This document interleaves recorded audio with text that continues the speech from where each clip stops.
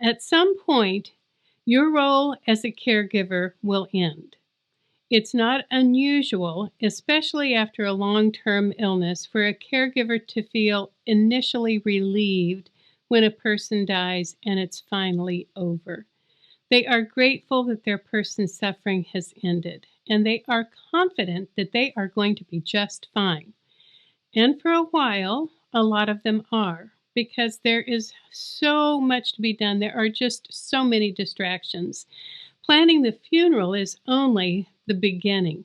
After that, you may have to deal with stacks and endless stacks of legal documents.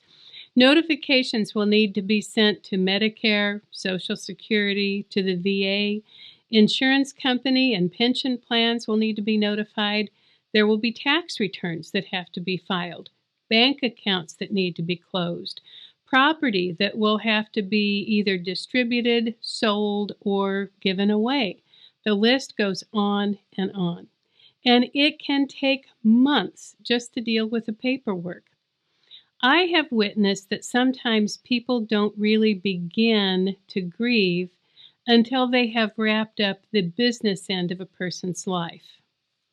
That process takes more time and effort than most of us expect, especially when you are also in need of recovering your own strength from the strain of caring for someone through a long-term illness and a long, slow passing.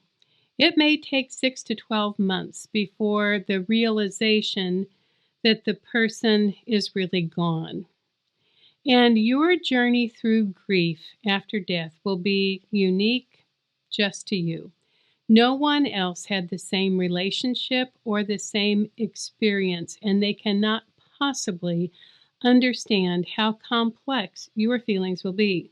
So you will need to be patient with yourself. Give yourself some time to find a path forward that works for you. I hope you will realize that you don't have to go through this process alone. I strongly encourage people to get involved in a bereavement program where you can process your feelings by sharing your stories with people who have had other experiences.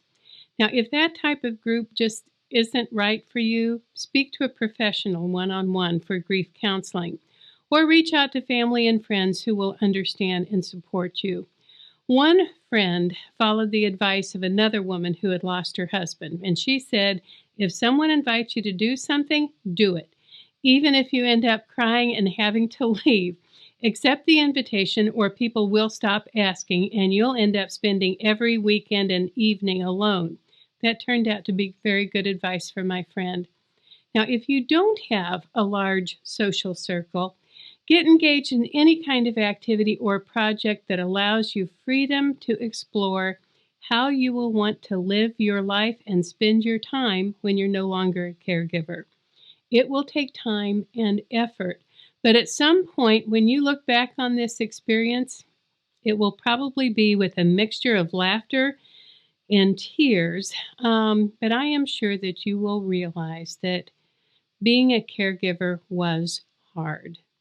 You will acknowledge that you made mistakes, but you did the best you could.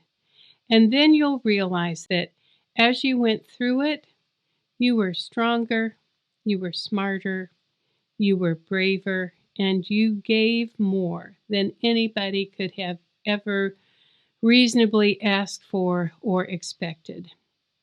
And you will come to understand that even in the moments when you felt isolated, frightened, and alone, that you were growing in some amazing ways, mentally, emotionally, and spiritually. And there will come a day when you'll be able to step confidently into a new and different life. You will understand that you have earned the freedom to choose whatever comes next, and that it will be possible for you to have a full and happy life after caregiving.